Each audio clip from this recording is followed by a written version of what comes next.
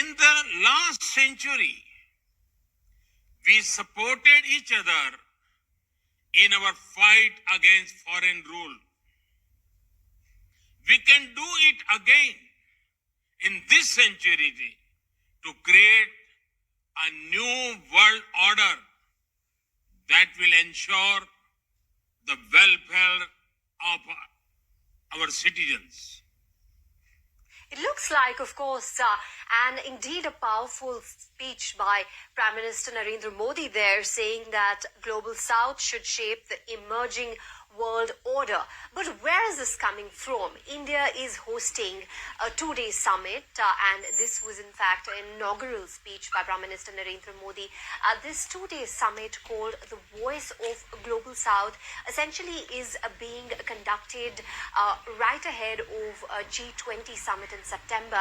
And the reason why India is holding this two-day summit is because Global South, which is largely the developing world, is in fact not represented on the global stage, on the global powerful stage. And what India wants to do is, from this particular two-day summit, it wants to collect ideas as well as views and then represent these views later in the G20 presidency that India holds in September, where the world leaders will be participating. Prime Minister there in that inaugural speech of that two-day summit clearly saying that we are looking at a new world order now, and that the voice of the Global South also should be an equal part of it. In this two-day session, we're also expecting a Prime Minister of Bangladesh as well as President of Sri Lanka to participate. There will be several sessions, ministerial sessions as well, where ministers of environment as well as education and other fields would be participating. And all in all of this will be collated and then, of course, presented at the G20 presidency later this year. We are in a jungle and we have two big elephants trying to become more and more nervous.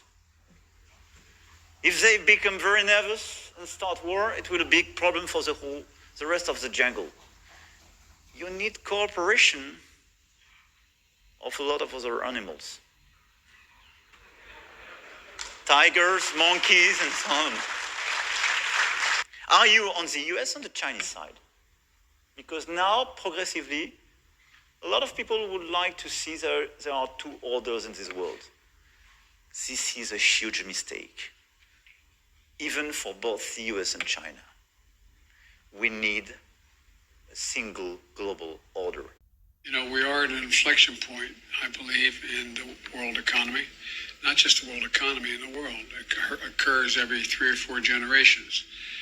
As one of the top military people said to me in a secure meeting the other day, 60 million people died between 1900 and 1946. And since then, we established a liberal world order, and that hadn't happened in a long while. A lot of people dying, but nowhere near the chaos. And now is a time when things are shifting. There's going to be a new world order out there, and we've got to lead it. We've got to unite the rest of the free world in doing it. So anyway. Of its founders. We have before us the opportunity to forge for ourselves and for future generations a new world order, a world where the rule of law, not the law of the jungle, governs the conduct of nations. When we are successful, and we will be, we have a real chance at this new world order, an order in which a credible United Nations can use its peacekeeping role to fulfill the promise and vision of the UN's founders.